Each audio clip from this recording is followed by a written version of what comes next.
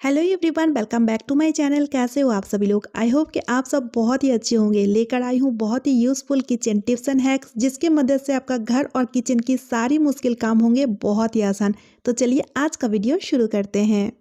तो फ्रेंड्स, आज का पहला टिप बहुत ही ज़्यादा यूज़फुल रहेगा, आप सभी को बहुत ही ज़्यादा पसंद आने वाला है। इसके लिए यहाँ पर हमें लेना है एक कपड़े का बैग। इस तरह का बैग जब हम कुछ कपड़े वगैरह खरीदते हैं ना, तो साथ ही में हमें मिलता है और इसी की मदद से एक बहुत ही बढ़िया सा ऑर्गेनाइज़र बनाऊंगी।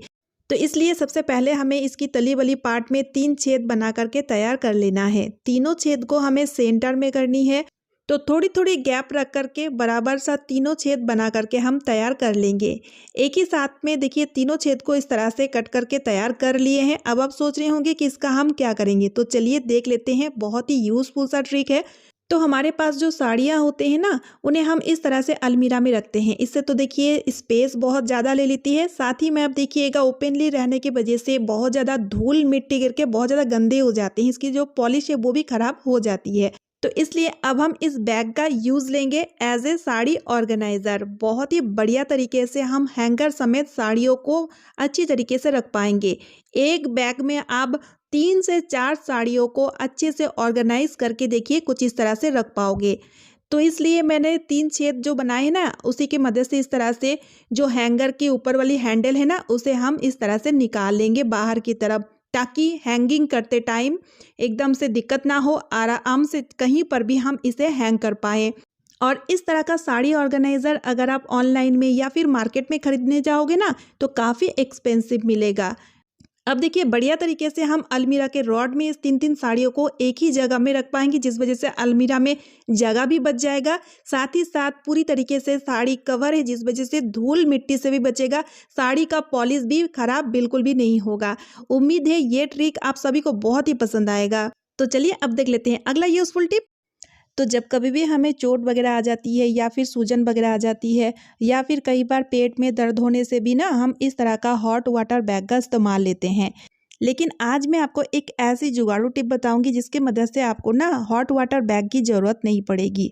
इस तरह से डायपर लगभग हम सभी के घरों में तो होता ही है। घर में छोटे बच्चे होने से तो कंपलसरी होगा ही होगा। तो इसी तरह का आप एक डायपर ले लीजिए, ठीक है। और उसके बाद इसकी जो साइड वाली पार्ट है, इसे हमें इस तरह से निकाल लेना है। और निकालने के बाद इसका यूज़ हम as a hot water bag ले सकेंगे। लेकिन कैसे? उससे पहले आपको क्या करना है, एक प्लेट में इस तरह से डायपर को रख लेना है। जैसे कि सर्दियों के टाइम इस तरह से हॉट वाटर बैग की हमें बहुत ही ज़रूरत पड़ती है। और अगर आपके पास हॉट वाटर बैग नहीं है तो आपको खरीदने की भी ज़रूरत नहीं है। आप इस तरह से as a hot water bag इसका इस्तेमाल ले सकते हैं। इसके ऊपर मैंने गर्मा गर्म पानी डाल दिया है और डायपर बहुत ही अच्छी तरीके से पानी को एब्जॉर्ब कर लेता है अपने अंदर। और उसके बाद देखिए जहाँ पर भी सूजन है या चोट आ चुकी है, वहाँ पर इस तरह से बहुत ही बढ़िया तरीके से डायपर की मदद से आप सिकाई कर सकते हो। जैसे कि कई बार कई लोगों की ना बीपी बहुत ज़्यादा बढ़ जाती है, तो इस तरह से जब हम गर्दन में सिकाई वगैरह करते हैं ना, इस तरह से भी आप कर सकते हो। या फिर कई बार होता है कि किसी भी रीज़न के कारण पेट दर्द हो रहा है, तब भी आप इस तरह से डायपर की मदद से पेट में सिकाई कर सकते हो। या फिर घुटनों में दर्द है, तब भी आप इस तरह से, यानी कि हॉट वाटर बैग की जगह आप डायपर का यूज़ इस तरह से ले सकते हो। तो चलिए अब देख लेते हैं अगला ट्रिक। इस तरह का इलेक्ट्रिक केटल का यूज़ तो हम करते हैं, लेकिन इसे कैसे क्लीन किया जाए, कैसे साफ़ किया जाए, ये हमें बिल्कुल समझ नहीं आता है। क्योंकि इलेक्ट्रिक चीज़ों को हम डायरेक्ट पानी से नहीं धो सकते हैं, क्योंकि पानी से धोएंगे तो ये ख़राब हो जाएगा, जिस कारण इसे बिल्कुल भी हम नहीं धोते हैं या ना हम साफ़ नहीं करते हैं, जिस वजह से बहुत ज़्यादा गंदगी इसमें जम जाती है। तो चलिए इसके लिए एक छोटा सा और यूज़फुल सा ट्रिक। यहाँ पर मैंने लिया है कॉटन, और कॉटन को ना इस तरह से पानी में डुबो के अच्छे से निचोड़ लिया है। उसके बाद यहाँ पर हम लेंगे पेस्ट, कोई सा भी पेस्ट आप ले सकते हैं, और पेस्ट को इस तरह से कॉटन में अच्छे से फैला दीजिए, थोड़ा सा पानी से गीला कर दीजिए। और फिर उसके बाद ना हम इसे कुछ इस तरह से रब कर लेंगे। कोलगेट की मदद से जितने भी गंदगी है वो तो साफ़ हो ही जाएगा, साथ ही साथ आप देखिएगा इसकी जितनी भी फीकीपन है वो भी दूर हो जाएगा। बहुत ही अच्छे से ये चमाचम चमक जाएगा। अब आप सोच रहे होंगे कि अब तो हमें पानी से ही धोना होगा, क्योंकि इसकी पूरी बॉडी में मैंने कोलगेट लगाया है। जी नहीं, इसे पानी से नहीं धोएंगे, इसे हम गीले कपड़े से कुछ इस तरह से पोंछ लेंगे। बहुत ही अच्छी तरीके से ये साफ़ हो जाएगा। कपड़े को मैंने 2 बार खंगाल के इस तरह से अच्छी तरीके से इसे पोंछ के साफ़ कर लिया है। तो इस तरह से आप इलेक्ट्रिक केटल को साफ़ कर सकते हैं बिना धुले ही। तो देखिए कितना बढ़िया तरीके से ये साफ़ हो चुका है, एकदम से चमाचम चमक गया है। अब देखिए पूरी सर्दी भर इसका यूज़ हम बहुत ही ज़्यादा लेते हैं पानी गर्म करने में, तो इससे क्या होता है ये पानी की जो स्ट्रेन है ना वो बहुत ही बुरी तरीके से इसके अंदर जम जाते हैं। तो इसे क्लीन करना भी मैं आपको बताऊंगी बहुत ही आसान सी तरीके से, और अगर बैड स्मेल रहेगा वो भी पूरी तरीके से ख़त्म हो जाएगा। यहाँ पर आप चाहें तो गुनगुना पानी भी डाल सकते हैं, मैंने नॉर्मल पानी डाला है। और एक टुकड़ा नींबू को इस तरह से निचोड़ देंगे और नींबू के छिलके को भी साथ में इसके अंदर डाल देंगे और इसे रात भर के लिए ऐसे ही छोड़ दीजिए, तो बहुत ही अच्छा रिजल्ट मिलेगा। मुझे तो अभी वीडियो बनाना था जिस वजह से मैं अभी आपको करके दिखा रही हूँ, लेकिन आप जब करिएगा ना तो पूरे रात के लिए ऐसे ही इसे छोड़ दीजिएगा। सुबह के टाइम इसी छिलके के मदद से इस तरह से हल्के से रब करते हुए साफ कर लीजिएगा। नींबू के वजह से आप देखिएगा पानी के जितने भी स्ट्रेन रहेंगे ना वो पूरी तरीके से रिमूव हो जाएंगे। तो इस तरह से चीज़ों को यूज़ करने के साथ साथ हमें इन्हें किस तरह से मेंटेन करके रखना चाहिए वो भी हमें पता होना चाहिए। उम्मीद है ये ट्रिक आपका बहुत ही काम आएगा। तो चलिए अब देख लेते हैं अगला यूज़फुल टिप। तो जब कभी भी हम इस तरह का साग भाजी यानी कि जो पत्तीदार सब्जियां होती है ना उन्हें जब हम पकाते हैं ना तो नमक डालते टाइम ना हम बहुत ही ज़्यादा गड़बड़ कर देते हैं, यानी कि नमक का अंदाज़ा हमें बिल्कुल भी नहीं होता है। क्यों नहीं होता है? क्योंकि जो पत्तीदार सब्जी होता है स्पेशली वो कच्चे में बहुत ज़्यादा क्वांटिटी में दिखता है, लेकिन वो पकने के बाद बहुत ही कम क्वांटिटी में हो जाते हैं। इसलिए शुरू में जब हम कच्चे में नमक डालते हैं ज़्यादा करके डालते हैं, और पकने के बाद जैसे कि इसका क्वांटिटी कम हो जाता है तो नमक जो है ना हमें बहुत ज़्यादा तीखा लगने लगता है।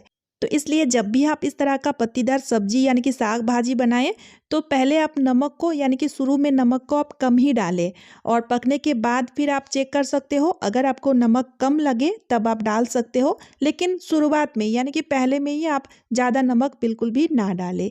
ये छोटा सा ट्रिक है खासतौर में बिगिनर के लिए। उम्मीद है ये ट्रिक भी आपका बहुत ही काम आएगा। तो चलिए अब देख लेते हैं अगला टिप। तो देखिए फ्रेंड्स, इस तरह का कांच का या फिर सेरामिक का प्लेट हम सभी को बहुत ही पसंद होता है और हम सभी के पास होता भी है। लेकिन दिक्कत क्या होती है, जब कभी भी हमें इधर से उधर कभी इसे लेके जाना होता है, जैसे कि कई बार ऐसा होता है जो लोग रेंटेड हाउस में रहते हैं तो बार बार उनका शिफ्टिंग का चक्कर रहता है, या फिर किसी का जॉब भी ऐसा होता है कि बार बार शिफ्टिंग होता है। तो इस तरह से ना हम जब इसे कैरी करते हैं ट्रैवलिंग के टाइम टूट फूट जाने का बहुत डर रहता है या फिर स्क्रैचेस आ जाता है। तो इसके लिए बहुत ही बढ़िया सा उपाय है। यहाँ पर हमें लेना है पुराना लेगिंग। तो इस तरह का पुराना यूजलेस लेगिंग तो हम सभी के पास होता है, तो आप इसी तरह का लेगिंग ले लीजिए। अगर आपको कहीं पर कैरी करनी हो इमरजेंसी के टाइम, अगर पुराना लेगिंग नहीं है तो आप न्यू लेगिंग भी ले सकते हो। तो अब हमें इन प्लेटों को कुछ इस तरह से लेगिंग के अंदर डाल देना है, और फिर उसके बाद लेगिंग की जो मुंह है ना उसे कुछ इस तरह से हम मोड़ लेंगे, और फिर उसके बाद इसकी एक लेग को पीछे की तरफ देखिए इस तरह से घुमाते हुए हम मोड़ लेंगे। मोड़ते टाइम ना इसे अच्छी तरीके से फैला लीजिएगा ताकि ये अच्छी तरीके से सेट हो जाए। इसी तरह से इसकी दूसरी पैर को भी हम घुमाते हुए अच्छी तरीके से मोड़ लेंगे और बढ़िया तरीके से सेट कर देंगे। इससे कि आप देखिएगा अच्छे से सेट हो जाएगा। लेगिंग का फैब्रिक बहुत ही अच्छा क्वालिटी का होता है, जिस कारण कोई भी स्क्रैचेस वगैरह भी नहीं आएगा। अगर हाथ से गिर भी जाए तो ये टूटेगा फूटेगा नहीं, अच्छे से ग्रिप भी बना रहेगा। अगर आप चाहो तो इसे इस तरह से ना घर में भी करके रख सकते हो। उस केस में आप पुराना लेगिंग ही लीजिएगा, इससे धूल मिट्टी से भी बचेगा और इसमें स्क्रैचेस वगैरह बिल्कुल भी नहीं आएगा। उम्मीद करती हूँ ये ट्रिक आपका बहुत ही काम आएगा। तो चलिए अब देख लेते हैं अगला यूजफुल टिप। गैस का इस्तेमाल आजकल सभी घरों में होता है और लगभग ज़्यादातर लोगों के पास ना डबल सिलेंडर होता ही होता है। अब देखिए फ्रेंड्स, सिलेंडर तो हम जहाँ पर भी रखते हैं, एक सिलेंडर तो हमेशा ही परमानेंट तरीके से गैस स्टोव के साथ लगा हुआ होता है और दूसरी वाली सिलेंडर को हम कहीं पर भी रख देते हैं, लेकिन रखना तो हमें पड़ता ही है। तो इस केस में क्या होता है, गैस सिलेंडर को हम जहाँ पर भी रखते हैं आप देखे होंगे जंग का निशान फर्श में आ जाता है, जो बहुत ही खराब लगता है देखने में, और उस जंग का निशान को क्लीन करने में भी हमें बहुत ही एफर्ट लगता है। तो इससे बचने के लिए एक बहुत ही बढ़िया सा उपाय, यहाँ पर हमें लेना है आलू। अब हम आलू को कुछ इस तरह से देखिए आधा टुकड़ा में कट कर लेंगे, और बस आधा टुकड़ा आलू ही हमें चाहिए। तो जब भी आपके घर में सिलेंडर आए तो सबसे पहले ये काम आप कर लीजिएगा, अगर आप जंग के निशान से बचना चाहते हैं तो। उसके बाद देखिए चाकू की मदद से आलू में ना जो कटी हुई आलू है इसमें छोटे छोटे से छेद बना रहे ताकि आलू का रस आसानी से निकल आए। मेनली आलू का जो जूस है उसे हमें इस तरह से सिलेंडर की तली वाली पार्ट में अच्छी तरीके से हमें रब करते हुए लगा देना है। आलू का रस जंग के निशान को काटने में जैसे माहिर है, वैसे ही आलू जंग को लगने नहीं देता है। किसी भी लोहे की चीज में अगर आलू का रस इस तरह से लगा दोगे ना, उसमें कभी भी जिंदगी में जंग नहीं लगेगा। इसी तरह से हम सिलाई मशीन में भी आलू का रस तेल के साथ मिक्स करके लगाते हैं, तो सिलाई मशीन में बिल्कुल भी जंग नहीं लगती है।